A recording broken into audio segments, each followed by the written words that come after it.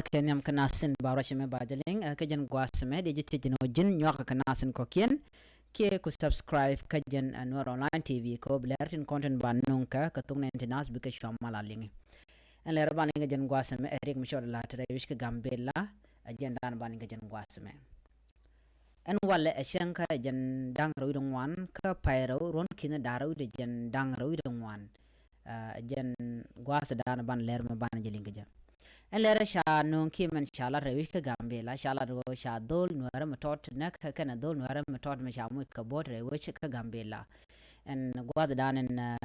naga ketin kimen naka dol matin ki gwada dan barakatin shala do kam a bol kana itang wati ka pul matot miteten gwasmi chwa shu bun dwan maitin ka shu dol to chwa shu mu ka botin chu gar kel chi yede jen gar kel shala do tega ke jadol wal jere ga dan ci togan wala ka shanga jandang redung wan ka payro ron kina daro jandang redung wan ka jan gwas me ngai kon ka kor gwasan paywe rewi ka gambela ka shanga jandang rewi kel ka jan payro wa me chala do shi bar shi kan wari ke dol kur gatin jen re kur ka gwat me china ngartin gwad dan na ngartin ki ka fiel ke stadium gambela mandit ko en gambela tega ngar kura mandit ka wardani ken dial tin konin te ping gambela region an gwasa mo mashangar ngaro shala do shina chiga ngar chije ko kana ko bo shika ngar ga togdien ga ngar ga tiang chika ben lo benabo po agwan mati ga kubri en wanno shu taga ber ti chirdin mo ga torbil ka shu kan ma chu kan shu mutong ne den kono po ka tiang ke ga no kono po shala do sharam ke chaje nak ban ka kanwari ka sharam ke jam ka bon medi jare dolwal are ga mo chawda la re ka gambela en walle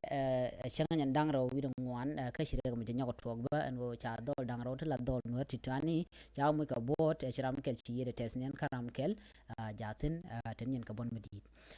jen le dande ko linga jen gwasme ka kwi gambela mi te ga mo le roda ban jele linkel shala do ba ku matin ko dar mal dar jen non bare wish ka do danen la je ka jen jen danan de ko ling tele le radian mi sha na ling ka kwi ma dan le roda ka gambela